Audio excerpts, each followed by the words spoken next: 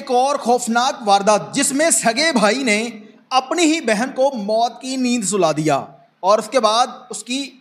موت کا ڈرامہ چاہتا ہے کہ اس نے خودکشی کر لی ہے، جس کے بعد 15 پر کال ہوتی ہے اور خود ہی یہ شخص پولیس کو بلا لیتا ہے۔ پولیس موقع پر پہنچتی ہے اور پولیس کو یہ تمام تر معاملہ مشکوک لگتا ہے، جس کے بعد پولیس نے اس معاملے کے اوپر جب انویسٹیگیشن کی، ڈیڈ باڈی کو تحویل میں لینے کے بعد پوسٹ مارٹم کے لیے متعلقہ ہسپتال پہنچایا اور اسی شخص سے تفتیش کا آغاز کیا، تو تمام تر قصہ کہانی کھل کر سامنے آ جاتی ہے۔ یہ شخص خوفناک انکشافات کرتا ہے۔ اب اس شخص نے اپنی ہی بہن کا قتل کیوں کیا، اس واقعے کی تمام تر تفصیلات آج کی اس ویڈیو میں آپ لوگوں کے ساتھ share 42 H D T V کے ساتھ میں ہوں آپ کا میزبان عمیر علی۔ ناظرین، پاکستان کے اندر روزانہ کی بنیاد پر ہزاروں کی تعداد میں اس طرح کے کیسز رپورٹ ہو رہے ہیں۔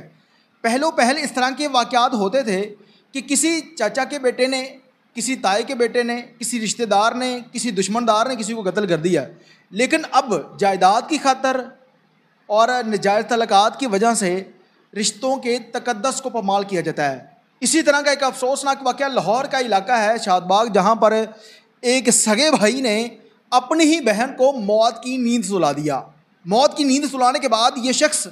خود ہی پولیس کو کال کر رہا ہے اور پولیس کو کہتا ہے کہ میری بہن نے خودکشی کر لی ہے، جس کے بعد پولیس کی بھاری نفری موقع پر پہنچتی ہے۔ تمام تر وقوع کا جائزہ لینے کے بعد پولیس کو یہ تمام تر معاملہ مشکوک لگتا ہے۔ پولیس کو شک گزرتا ہے کہ اس عورت کو قتل کیا گیا ہے، نہ کہ اس نے خودکشی کی ہے۔ اس کے بعد پولیس نے فرانزک کی ٹیموں کو بلایا، تمام تر وقوع کا جائزہ لینے کے بعد اس ڈیڈ باڈی کو متعلقہ ہسپتال پہنچایا پوسٹ مارٹم کے لیے، اور ایک FIR کا اندراج کرتی ہے پولیس، اور اس کے بعد اسی بھائی کے اوپر جس کا نام شہریار ہے، جس نے 15 پر کال کی تھی، پولیس اسی سے تفتیش کا آغاز کرتی ہے۔ اس کو تھانے میں لے جا کر جب پولیس نے تفتیش کا آغاز کیا تو SSP سٹی جو بلال صاحب ہیں، انہوں نے اس تمام تر معاملے کے اوپر اس شخص سے پوچھنا شروع کیا، جس کے بعد یہ شخص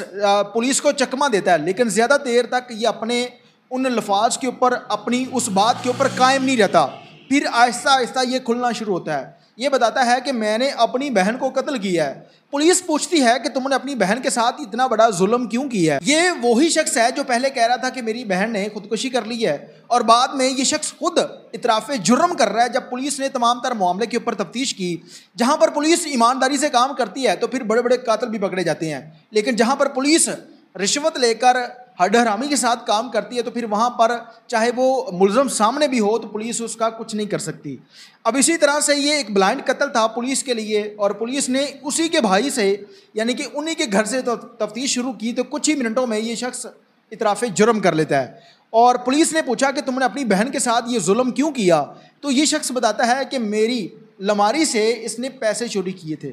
پیسے چوری کرنے کی وجہ سے میں نے اپنی بہن کے اوپر تشدد کیا، اور جب یہ اس کی موت واقع ہو جاتی ہے تو پھر اس کی نس کاٹ دیتا ہے،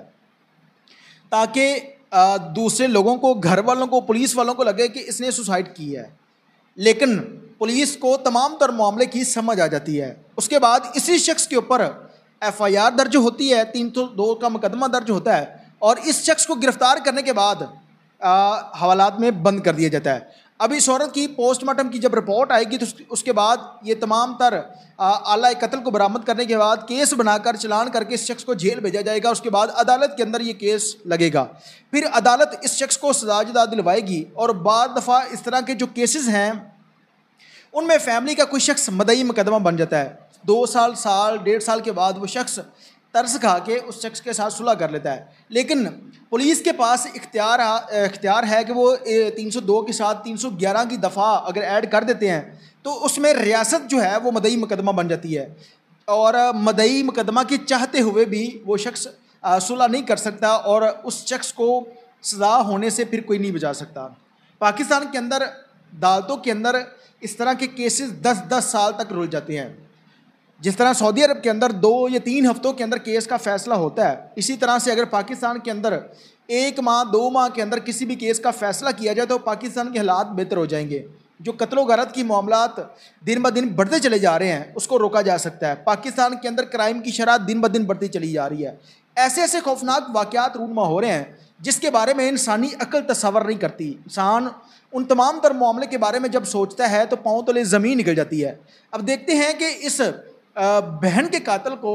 پولیس کیا سزا جدا دلواتی ہے۔ کمنٹ سیکشن کے اندر اپنی رائے کا اظہار ضرور کیجیے گا. اس کے ساتھ ہی اپنے میزبان عمیر علی کو اجازت دیجیے اور دیکھتے رہیے میرا